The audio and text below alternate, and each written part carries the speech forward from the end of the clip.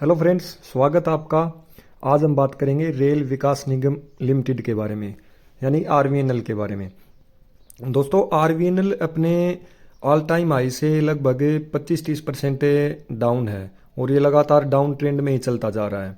और जिन्होंने इस स्टॉक को ऊपर की ओर यहाँ पर बाइंग किया था वे फिलहाल बहुत ज़्यादा पैनिक में है, क्योंकि ये वो लेवल है जब स्टॉक अपने ऑल टाइम हाई 650 रुपये के लेवल पर था और फिलहाल ये 532 रुपये के लेवल को इसने ये ट्रेड कर रहा है, यानी कि इसने अपने सपोर्ट लेवल 550 रुपये के लेवल को तोड़ दिया है।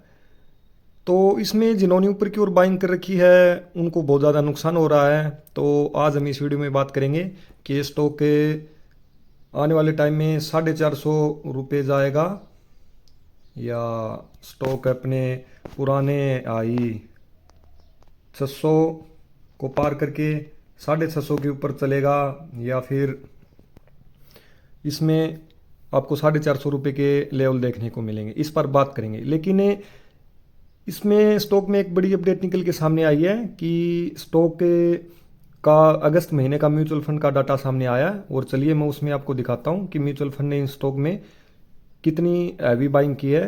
म्यूचुअल फंड ने बहुत ही ज़बरदस्त तरीके से इस स्टॉक में जो है वो बाइंग की है अगस्त महीने में। चलिए एक बार मैं वो डाटा आपको दिखाता हूँ।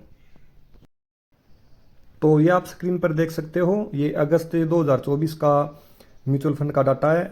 इसमें Edelweiss business cycle fund regular growth ने यहाँ पर अपनी हिस्सेदारी को 6.5% बढ़ाया है और इनके पास से आरवीएनएल के लगभग 7.5 लाख शेयर हैं। और टाटा निफ्टी मिड कैप ने 12.5% अपनी होल्डिंग को बढ़ाया है और इनके पास 3,04,000 शेयर हैं। और ये यहाँ पर आप नीचे देख सकते हो, इडलविस निफ्टी मिड कैप इंडेक्स 150 ने 10.5% अपनी हिस्सेदारी बढ़ा के अब इनके पास कुल शेयर 3,36,000 हैं। ये आप नीचे देख सकते हो कितने म्यूचुअल फंड हैं इन्होंने इसमें बाइंग ही कर रखी है, सेलिंग कहीं पर भी नहीं है। ये देख सकते हो आप, अगस्त महीने में म्यूचुअल फंड ने दबा के ये स्टॉक खरीदा है, बहुत हैवी इसमें म्यूचुअल फंड ने बाइंग की है। और अब इनका सितंबर का जो शेयर होल्डिंग पैटर्न का डाटा आएगा उसमें आपको म्यूचुअल फंड की इसमें हिस्सेदारी बढ़ती हुई दिखाई देगी।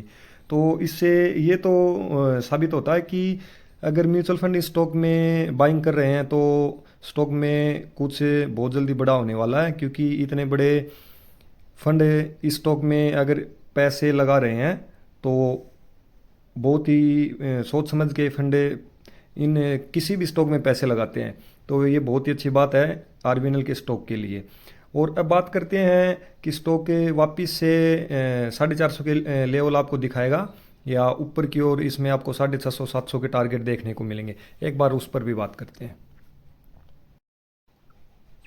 तो ये देखिए आप, स्टॉक का 5 डे का रिटर्न है लगभग -5.5% और 1 महीने का है 7%।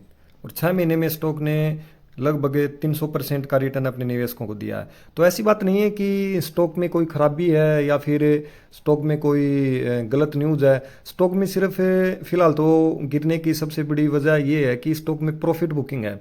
और कोई भी स्टॉक एक साल में इतना बड़ा रिटर्न देता है तो एक बार उसमें प्रॉफिट बुकिंग होना लाजमी है। तो जिस हिसाब से ये कंपनी है, जिस फील्ड में काम करती है, ये कंपनी रेलवे के लिए इंफ्रास्ट्रक्चर का काम करती है, तो इसमें आने वाले टाइम में आपको बहुत बड़े बड़े प्रोजेक्ट इनको मिलते हुए दिखाई देंगे।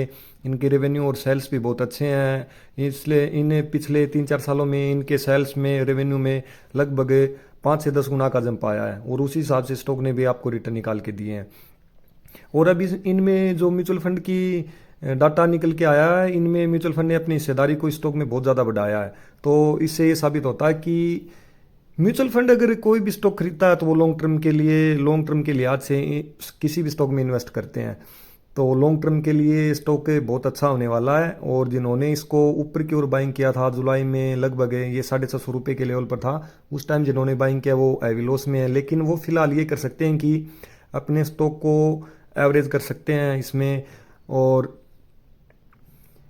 या फिर जो शॉर्ट टर्म में इसमें प्रॉफिट कमाना चाहते हैं वो तो स्टॉक से फिलहाल दूर ही रहें, क्योंकि स्टॉक अब थोड़ा बहुत कंसोलिडेट करेगा, उसके बाद स्टॉक में कोई अच्छी न्यूज़ आएगी या फिर कोई बड़ा अपडेट आएगा या इनको कोई बड़ा प्रोजेक्ट मिलेगा, तो उसके बाद कंपनी है वो आपको इसके शेयर ऊपर की ओर जाते हुए दिखाई देंगे। तो जिन्होंने ऊपर की ओर बाइंग कर रखा है वे इसमें ज़्यादा उनको घबराने की ज़रूरत है नहीं, क्योंकि लॉन्ग टर्म के लिहाज से कंपनी बहुत अच्छी है और वे अपने स्टॉक को इसमें एवरेज कर सकते हैं। क्योंकि जिस हिसाब से कंपनी ने 1-2 साल में अपने निवेशकों के पैसे को 10 गुना से ज़्यादा कर दिया, उस हिसाब से कंपनी फिलहाल प्रॉफिट बुकिंग का सामना कर रही है। आने वाले टाइम में आपको इस कंपनी में बहुत ही अच्छे रिटर्न आपको देखने को मिलेंगे। इसमें कोई भी दिक्कत वाली बात इस कंपनी में है नहीं। लॉन्ग टर्म के लिहाज से आप इसे होल्ड करके रखें, और जिन्होंने बहुत ज़्यादा ऊपर की ओर बाइंग किया वे इसमें स्टॉक में अपने एवरेज कर सकते हैं। लॉन्ग टर्म के लिहाज से बहुत ही अच्छा स्टॉक है, इंफ्रास्ट्रक्चर का स्टॉक है। और इंफ्रास्ट्रक्चर में तो हमारी जो गवर्नमेंट है वो बड़े बड़े इंफ्रास्ट्रक्चर को विकसित करने के लिए बड़े बड़े प्रोजेक्ट और बड़े बड़े कदम उठा रही है। तो इस हिसाब से कंपनी बहुत अच्छी है, लॉन्ग टर्म में आप इसमें इन्वेस्ट बने रह सकते हो। धन्यवाद।